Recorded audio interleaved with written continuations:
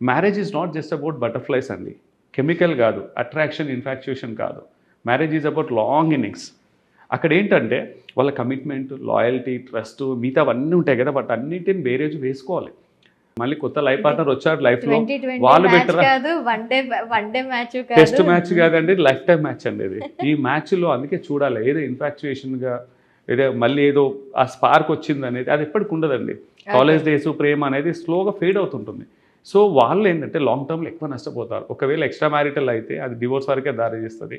లేదా డివోర్స్ కాకుండా life time ఒక పగిలిన అద్దాన్ని ముందు కనిపించినట్టు లైఫ్ పార్ట్నర్ దగ్గర ఎప్పుడు బాధతోటే, ఇమోషనల్గా, భావోద్వేగంగా వాళ్ళు సఫర్ అవుతూనే బ్రతుకుతుంటారు. లేదా ఒకవేళ డివోర్స్ ఇస్తే తర్వాత వీళ్ళు సఫర్ అవుతారు. మళ్ళీ వీళ్ళకి కూడా పాత బ్యాగేజ్ గుర్తొస్తుంది. ఇద్దరు లైఫ్ పార్ట్నర్స్ అవుతారు వాళ్ళకి.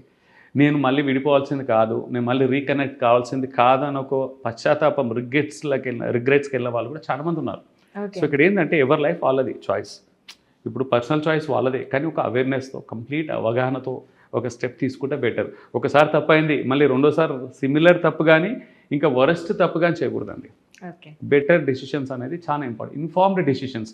అలాగే లైఫ్ పార్ట్నర్సే కాదు, స్టేక్ హోల్డర్స్ అంటాం మేము. స్టేక్ హోల్డర్స్ కంపెనీలో షేర్ స్టేక్ హోల్డర్స్ కాదు, ఒక బంధంతో డైరెక్ట్ ప్రత్యక్షంగా పరోక్షంగా ఎవరి మీద ఇంపాక్ట్ అయినా వాళ్ళందరూ స్టేక్ హోల్డర్సే బంధంలో. సో వాళ్ళందరి మీద ప్రభావం చూసుకొని ఎంతవరకు ఇంపాక్ట్ అవుతుంది అనేది. నా స్వార్థం కోరం ఎవరన్నా సఫర్ కానీ ఏదైనా మనం కావాలంటే ఫైనల్గా నష్టపోయేది వాళ్ళే. ఎందుకంటే వాళ్ళు ఐసోలేట్ అవుతారు, ఏకాక అవుతారు, తర్వాత సఫరింగ్ అయ్యేది వాళ్ళే. ఎందుకంటే అందరు ప్రేమను కోల్పోతారు, వాళ్ళు ట్రస్ట్ను, రెస్పెక్ట్ని కోల్పోతారు. ఆ బంధంలో ఉన్నా లేకపోయినా ఎలాగైనా సఫర్ అయ్యేది వాళ్ళే. సో అందుకే ఇది కొంచెం ఆలోచించి మెచ్యూరిటీ స్టెప్ తీసుకోవాలి. ఇమోషనల్ మెచ్యూరిటీ అనేది చాలా ఇంపార్టెంట్ ఇలాంటి విషయాలు.